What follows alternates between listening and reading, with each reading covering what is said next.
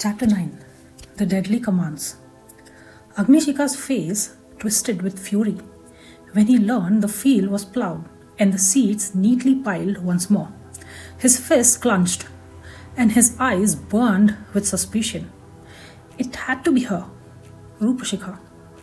Only she could wield such powerful magic.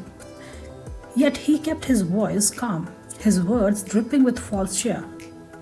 "Well done," he said, his smile as cold as winter's breath. "But I have changed my mind. I want the seeds put back where they were. Go now and don't return until the field is empty once more." Shringabuja's heart remained steady. This time, he had seen the extent of Rupa-Sikha's powers and trusted her completely. Without a word, he turned and walked back to the field. There, a wondrous sight awaited him. Millions of ants swarmed across the furrows, their tiny bodies scuttling back and forth as they carried sesame seed to a growing pile against the town's wall. It was as though the earth itself obeyed Rupa-Sikha's will. As he stood watching in awe, Rupa-Sikha appeared beside him, her beauty radiant and otherworldly.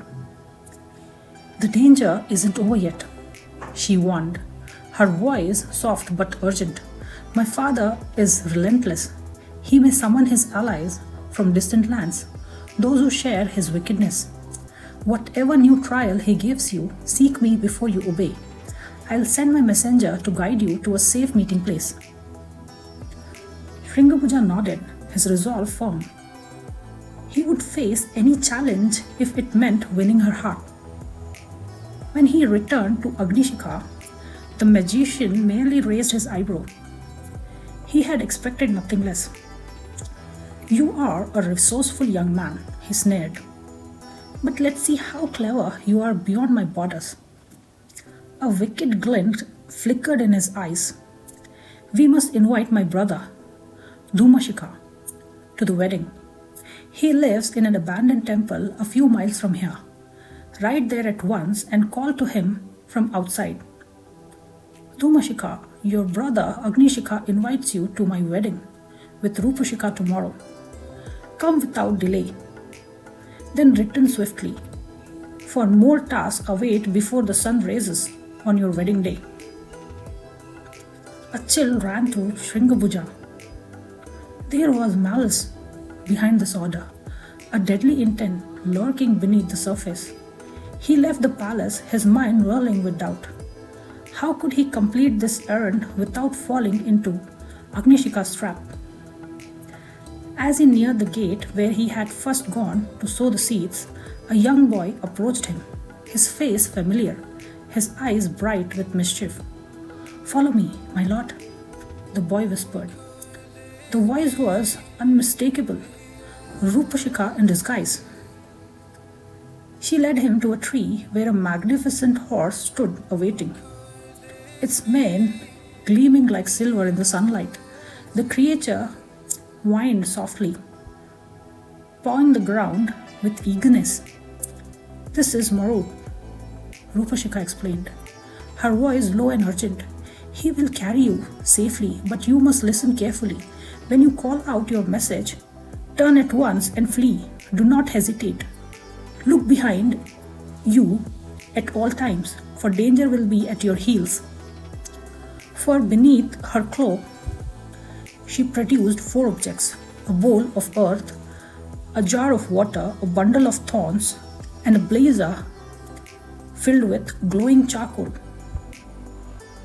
She fastened them securely to his saddle, her fingers moving swiftly. "My uncle, Rupa-Sikha, is no man. He is a monster who obeys my father without question. He will pursue you on his swift Arabian steed, intending to kill you. When you hear him gaining, throw the earth behind you. If he continues, pour out the water. If he still continues, cast the burning charcoal. Each will create an obstacle he cannot easily overcome." Shringabuja's heart thudding in his chest, but he did not falter. Rupa-Sikha's eyes were filled with fear for him, but also fierce determination. He would not let her down. Marut knows the way, she whispered. Trust him and trust me. Return safely, and we shall face whatever my father devises next together. Their eyes met, a silent promise passing between them. Then, with a swift motion, Rupa-Sikha stepped back, and Marut tossed his head impatiently. Shringabhuja mounted his hands, gripping the reins, as the horse surged forward, swift as the wind.